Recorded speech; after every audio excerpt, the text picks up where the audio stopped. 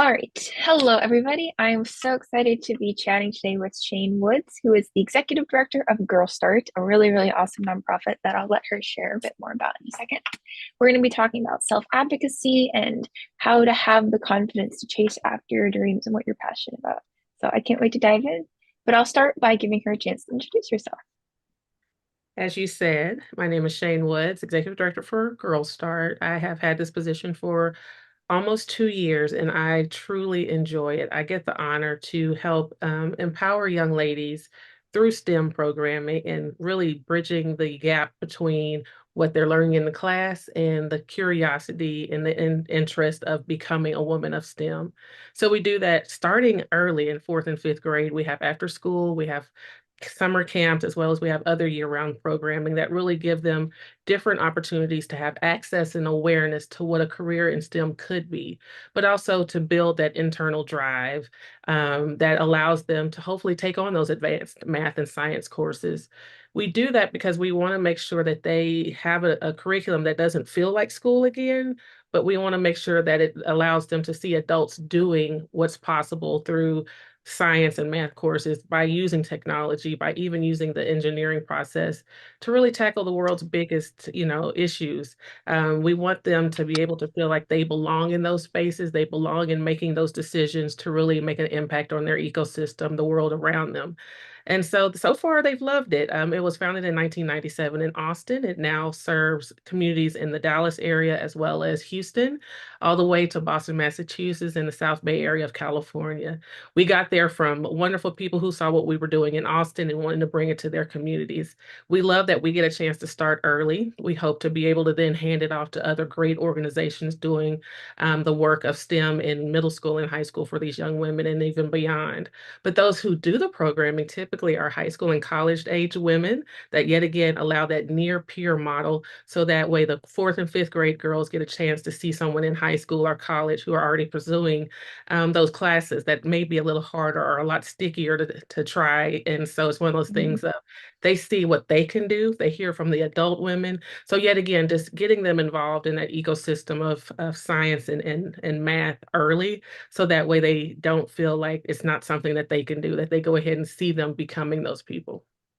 That's awesome. Yeah, that was really striking to me, the fact that y'all start so young, because I feel like a lot of organizations are either like, you know, late middle school or high school, or then conversely, like elementary with like really young kids. So I feel like that middle transition group is really crucial though. And there's a lot of research around how it is from fourth and fifth grade where confidence really starts to drop. So being able to see those mentors, see those role models, and see STEM not as something that doesn't fit with their career options, I'm sure is just absolutely invaluable. Oh, yes. And so, as you've been talking, I was definitely thinking about in your journey as executive director of this organization, I'm sure you've had to really advocate for yourself and for your organization, both in terms of acquiring partnerships and expanding, and then also just in your ascension to leadership. So I know we toss around this word self-advocacy a lot without ever really defining it. So out of curiosity, what exactly does self-advocacy mean to you, and how do you think it's been a part of your journey? I get the honor of being the oldest of three girls. So it's that I feel like I've done ever since I could form sentences and had younger siblings in terms of not only advocating for time with, my parents of like, it's that sibling jealousy of just because she's new, I'm still here. So just making my presence known. But also getting a chance to say, getting the camaraderie of my sisters and saying, this is what we really want to do. I get to be the spokesperson. So, yet again, do I have the right voice and am I the right person to go and bring this issue to the parents? And so, Mhm. even from there, going into college, making decisions and looking at what's best for me versus where my family wanted me to go to college, making the best decision for myself. And it worked out. And so, believing in myself, taking that risk on myself is a lot of that self promotion of like, I believe I can do it. This is why I can do it. I'm one of those people that I'm very methodical and I'm not going to just do it on a whim, which could be to the chagrin of others. But it's something that I've learned. And then having been a student at Xavier University of Louisiana, where excellence is the only norm that we're allowed, we learned how to advocate for ourselves, to make that best course of action for your major and your minor, to pursue opportunities where you had to be in front of people and interview and be able to share what you've already accomplished in a way that makes you feel comfortable. But it's one of those things that from every stage of my life, it's something that I've always done, from being a middle school science teacher to becoming the department chair to leading the organization of K-12 science in Fort Worth ISD, and then moving into Girl Scouts of Northeast Texas, and now with Girl Start. Um, Leadership has always followed me. I can remember, running for offices when I was in middle school to become a part of student council, but also to then go that extra mile of being a leader within student council. So it's just Hmm. something for me that seems natural. Like I said, I think from being the oldest daughter, it just is part of who I am. But for those who don't have that certain birthright, it's something that I want to share and give them that same feeling that I feel like I was born with, that they still have as well. Like it's one of those things that Hmm. it doesn't determine based on birthright. It doesn't determine, based on what your parents do. It really is about, how do you speak to yourself? And then do you Hmm. believe those words that you speak to yourself? And hopefully those are healthy, positive words that allow you to take that risk. Because it doesn't mean I'm not scared. It doesn't mean that I'm not worried about how I look when I'm doing these things, but it's about me just walking through that door and taking that opportunity that's on the other side. And so Hmm. when it comes to self-advocacy, for me, it's about making sure that I am taking up the right space where I want to be, and that I am gaining access through the words that I'm using, through the presence that I'm bringing. Because sometimes if people don't know who that you are, they may make a judgment based on what they see, the outside, or make a judgment on what other people have perceived from you. But it's always best to allow yourself to be your best spokesperson if possible. Hmm. So that's kind of how I see it, of being, just making visible your talents, your presence, and what you can make, how you can make the world a better place by you being in it. I love that. I really, really love that. There's so much to unpack there. So I've got some notes down. The first thing I wanted to point out is I really liked how you touched upon choosing, what you want and what you feel like you need, um, even when pressured from the outside, maybe by others who try and force you down the path that they want you to take. And um, I feel like as a college student, especially, that's something that I can definitely feel. Um, Whether it's even if it's not just like an individual person, but just society itself, being like, this is how things should be, this is how you should do this. Um, and so having to sort of, I'm a pre-med, so my entire life is, step by step to med school. And so there's definitely that dilemma between, like, yes, I know there are some things that are expected of me as a pre-medical student, but then there's also that I want to stand out, I want to make my own path. So how can I balance those in a way that's harmonious and also going to get me where I want to go in the end? So I would just be curious on your thoughts on that, in terms of how do you balance? Yes, you definitely should blaze your own trail for sure, but also there is that understanding that sometimes you do have to kind of work with society instead of against it, and in order to eventually get to what you want. I think number one, I must say, pre-med major to pre-med major, it's amazing what we are capable of doing. When I went to Xavier, I was about biology pre-med, and I went to medical school. Really? Went to UTMB in Galveston, and realized that I was doing the most expensive route of teaching ever. I always wanted to be a teaching doctor. I realized that there Uh-huh. was a different way to do that, but I enjoyed what I learned there. And you're right, it's definitely a process. Now, with that being said, when I got to med school, it is eye-opening on how different people's paths are to medical school. Really? I'm not saying don't listen to your course, selection. I'm not saying don't listen to your advisor, but there are people in med school that you will meet that do not have that linear trajectory. And that's something I would Hmm. love for all girls that I get a chance to be in contact with to understand. There is nothing in life that is always sequential. There is always something coming in. And sometimes those curveballs are wonderful. opportunities. Like, let's say someone's like, hey, but you could spend 2 years working on, Boats Without Borders, as a nurse making just as much money, would you do that? And you're like, I never thought of that. I never thought of the need for a nurse practitioner to be able to do the same thing. So it's about building that awareness. But to come back to what you're really asking, it's one of those things of that harmony is what all women need to figure out when it comes to what my internal drive is and that external drive. And something Hmm. that I read recently was it really resonated with me. It was talking about how when people give you advice, it's because they are trying to they see you in a way that they think you can be best. But that is from their perspective. And so you just have to take that in, understanding that they are giving you their advice because they have this certain idea of where you could be or how you Hmm. should be operating. And if that aligns with what you're already kind of seeing of yourself, go forward. Then it's fine. It's sound advice that you can be actionable on. However, if for some reason that warning bell comes on or that little squiggly line, if that's not really me, I don't think that's spelling out the future I want, you say thank you and you move on. It's one of Hmm. those things of that internal instinct, that gut feeling, that whatever you've been able to name that, trust it, because I Hmm. guarantee most of the time it knows exactly what is for you.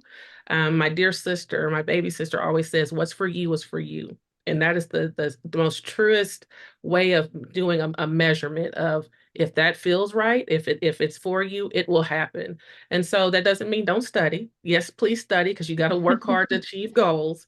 But also, it's one of those things of, let's say you get to your second choice in medical school. I guarantee you, all of us will still call you doctor. None of us walk in going, "Where did you graduate from?" We want to know, how do your patients feel. But it is one of those things of, if you get a chance to take an astronomy class, take it. Don't not take it just because it doesn't get you into medical school. Take it because guess what? That might help you be the next, physician on Mars because you took that and they saw that you had that interest. So I think it's one of those things of always just kind of develop your own rubric of what's Shane. Does this match Shane? Does this go out of alignment of Shane's mission, how I'm doing it? And if it goes Hmm. way too far, yet again, thank you. I'll keep that in mind, keep moving. If not, jump on it and find it. So it's hard. Like you said, society has a lot of things that they want us women to do. None of us, I don't see any of y'all, especially your generation, listening, and I love it. Continue to not listen, continue to break norms, and continue to move the glass that we have busted through for y'all, and make a better building. Because it really is, now we've just established what the base minimum is. Y'all Hmm. don't have any limits, and so we are cheering you on from Generation X and beyond. We just want y'all to go out and just make it better, and to learn from how we had to navigate, and hopefully you don't have to navigate the world through playing the game, through acting and Hmm. thinking like certain people of dominance, but to see it in a way of like, I think this next choice will bring me to closer to the alignment of the mission that I'm trying to get to with my life. And if it's Hmm. something brand new and a little scary, try it. It doesn't hurt. The worst that can happen is you learn a lesson and you keep moving on. Exactly. I love that. All of that was just amazing. And some of the things that I want to definitely point out from what you said, first, that, nothing in life is linear. I completely agree. Where I am right now, the person that I am right now is nothing like the person I thought I was going to be last year. Like, I'm a math minor for one. I never expected that. Um, Still a bio major, still pre-med, but just people change and you get shaped by your experiences and you learn from them. And you don't have to fit the vision that you set for yourself as well as the vision that others try and force you into.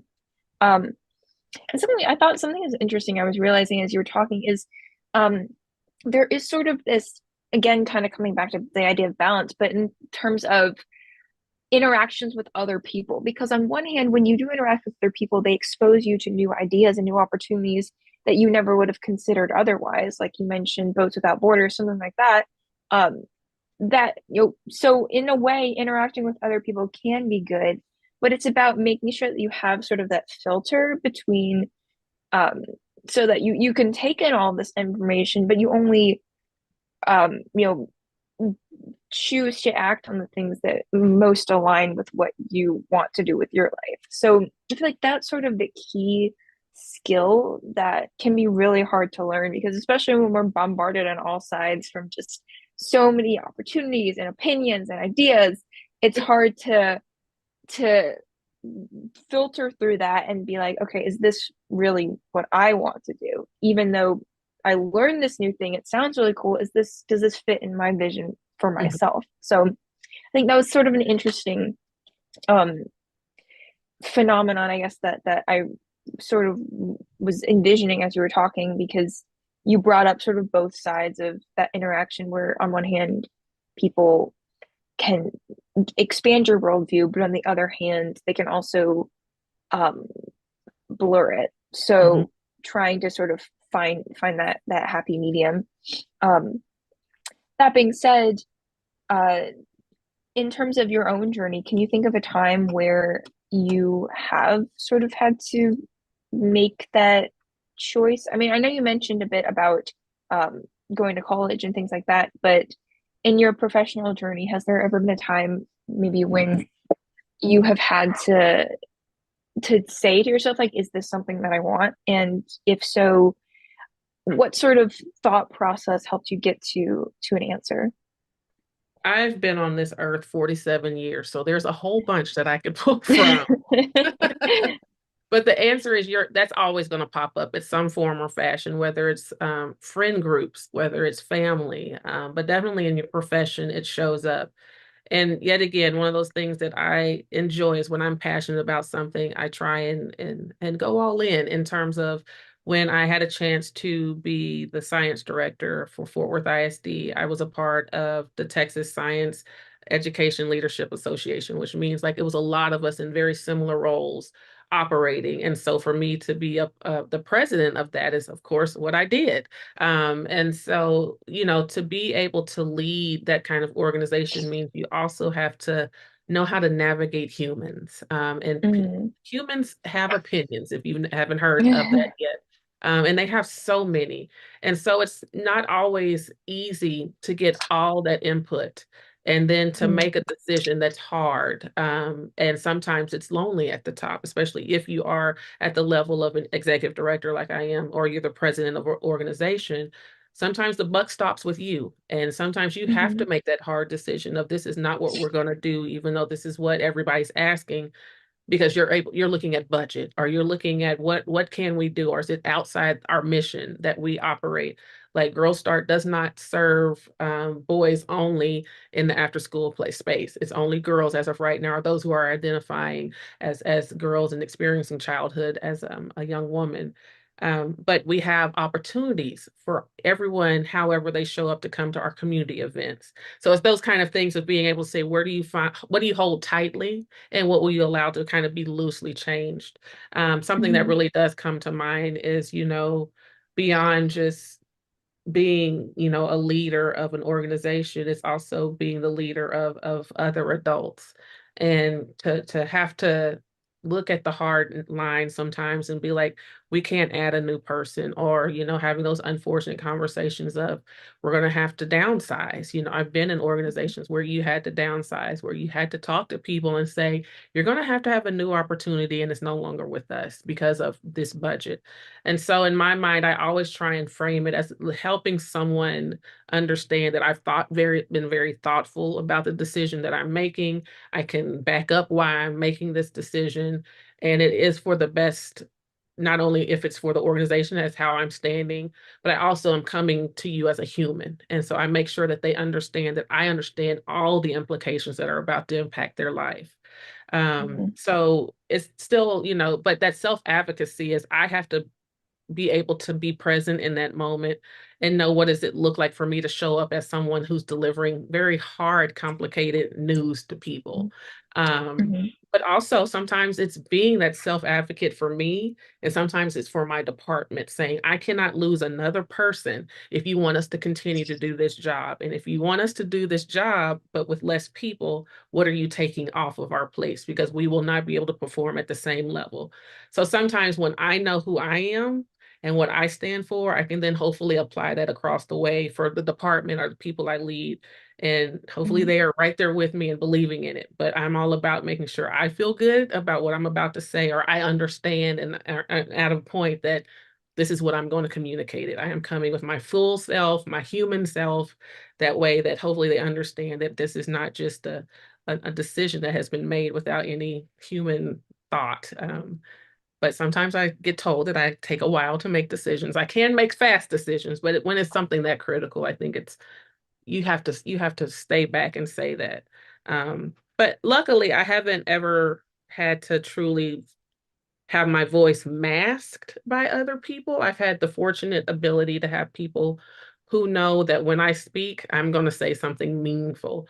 Mhm. So it's one of those moments of I have, been demoted. I have had those kind of moments, and it sucks. And that's it. But you have to make sure that you can't take it too personal in terms of Mhm. jobs will be here, organizations will be there, and sometimes it's just a new opportunity waiting for you, and you take the lessons learned from that to then bring it to your new opportunity.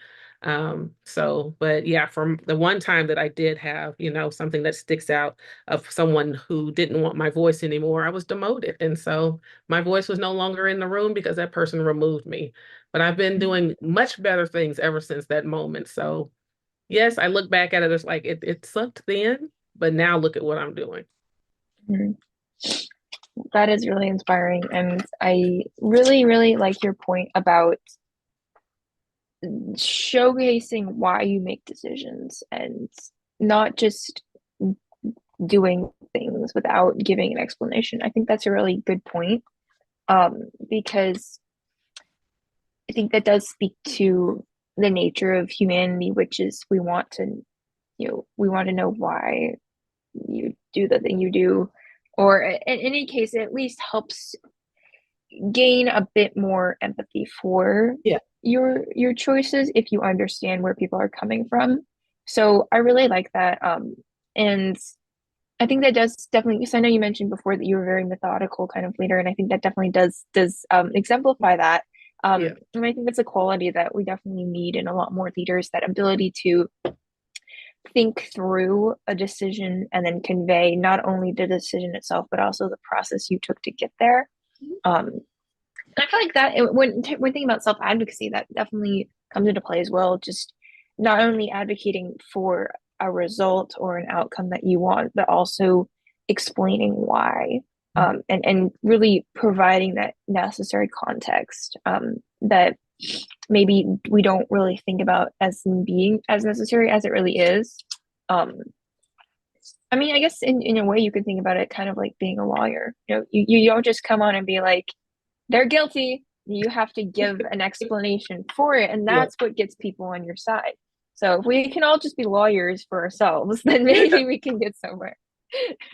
I take it from when as a person who is training to be a scientist as well. It's that scientific mindset of this is what I think could happen. This is why I think it could happen because I've tested it out, and or here's the research behind it or the research I've done. And this is what I Mhm. hope to be the outcome. So it's just one of those things of, if I'm sure you've taken a class where you can't just put a number in a science room on a science board because it means nothing. Those are just two Mhm. units that you have put up there until you put what, it signifies behind it. So it's that number is 1, 2. Is it grams? Is it micrograms? Is it, years? What are you talking about? So you have to frame everything that you put out there and justify in science. And so just like Mhm. in the wonderful social science of law, it is something that you have to be able to back it up. You have to have somebody who believes in you and have that persuasive argument to come forward. You can't just come in there and say, because I said so, because I know when a parent or caregiver has told us all that, we were like, well, that doesn't seem logical. Yeah, I like that connection back to the scientific method. Going back to something that you mentioned at the beginning, I know that one of the things we wanted to talk about, overall was just chasing after your passions and advocating for yourself. And so something that you mentioned was, making sure that you're in the space that you want to be in. And that made me wonder, so what are your thoughts on what you should do if you're not in that space you want to be in? If you find yourself in a space that isn't compatible with the vision that you hoped for yourself? I think that's something that's very new to a couple of generations. I know, I'm thinking about like my father, who was one of those people that he really believed in loyalty to a business, or to a job in terms of this is where you stay, you retire from there. Until of course he works in the oil and gas company and our field. And so that doesn't always stay the same. So there's Hmm. layoffs, there's expanding, there's years of booming.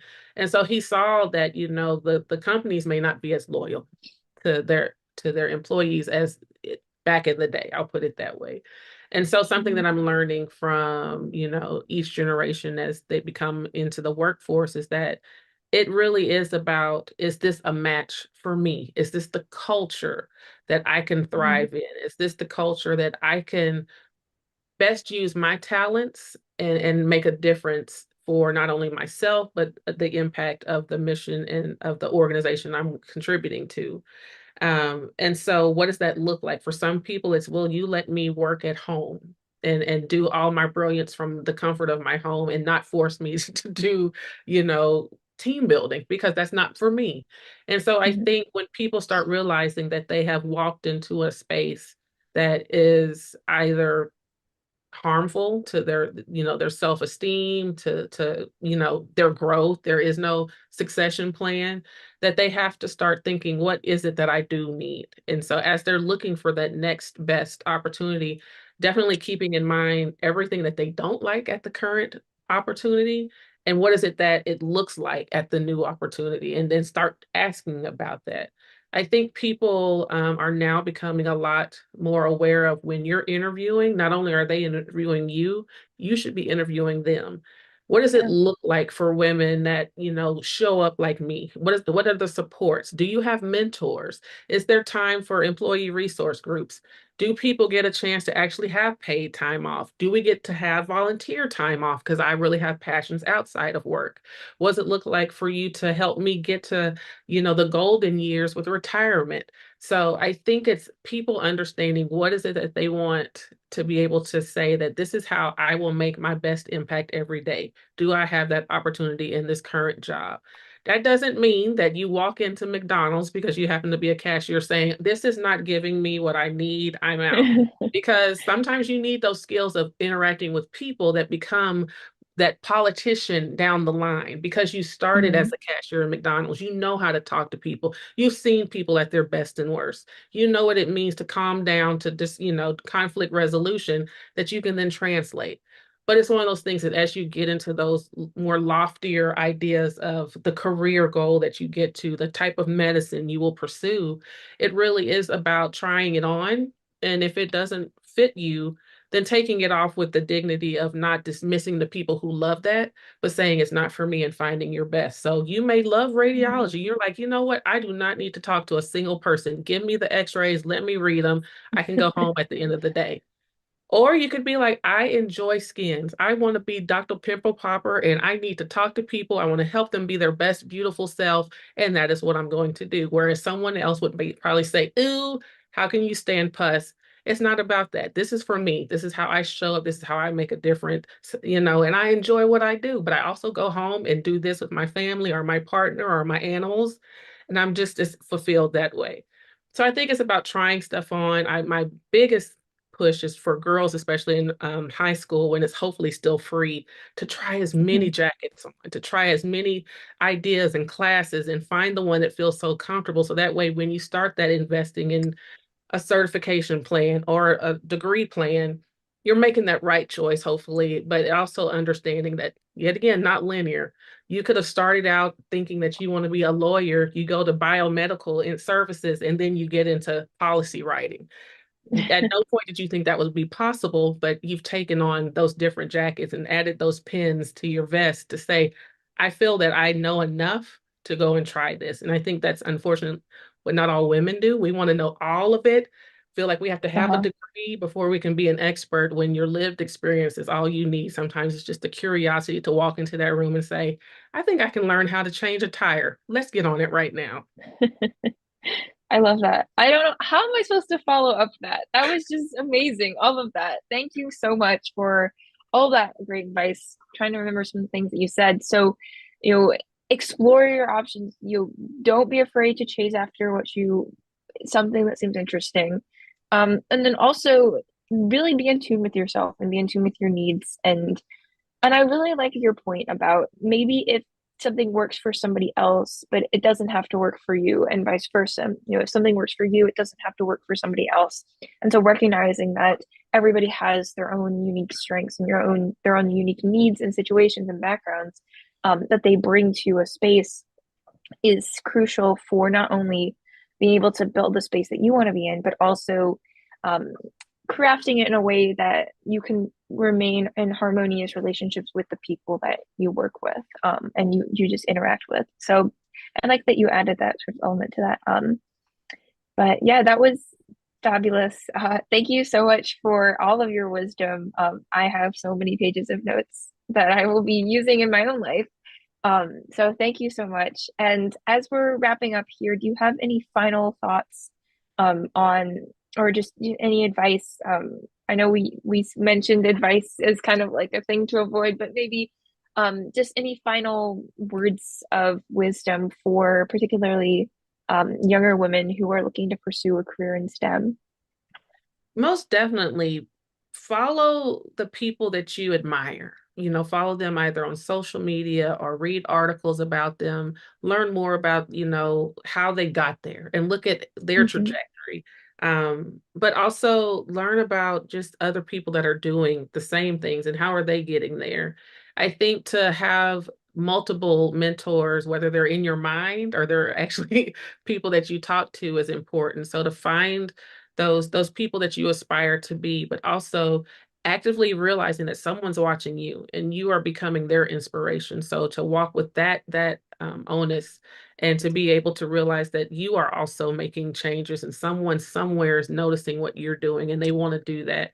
And so if you can also lend a hand and give advice to those with the wonderful caveat of take this as you will, and if it's for you, then use it. If not, I understand, but share it if it does, ever come up in a conversation that you think someone else needs this nugget. Hmm. But yeah, my biggest thing is find those people that you aspire to be, especially at a young age, and follow, read up, learn more about them, figure out if that's something that you want to pursue, and then start looking for colleges or academic programs that will get you there. For those of y'all who think you can't do it because of money, there are so many different on-ramps to all these careers. You may not have to go to medical school if you want to make a difference in health. You could be a nutritionist, you can be a dietitian that, works on for preemies. There's so many things out there that I think people don't understand that there is a huge book of possibilities that science, technology, engineering, and math can open up for them. And Hmm. there's so many more careers that haven't even been developed that so many people will become pioneers in within the next 5, 10, 15 years. So anything truly is possible. You don't have to get straight A's to work at some of these companies because what they care about is your work ethic, how you make a difference, how you work with people. Are you able to Hmm. do problem solving and project management in a way that gets the design and the delivery on time? And so it's really about just being kind to yourself, speaking affirmations to yourself, believing in yourself, because you're the first voice, hopefully, that you hear every morning. And if you can speak as sweetly as you do to yourself, as you would your best friend, your dearest person in your life, do that because we are the first person we typically wake up with and go to sleep with. So, all that to say is find those people that you admire to be, become a person that others admire to be, and also be kind to yourself because that's all you have. If you sometimes walk into that test room or you walk into that moment, it's all you got is you. And hopefully you believe that you're about to be your best self and get whatever that opportunity is for you. And once you get that opportunity, just show up and show out and enjoy it along the way.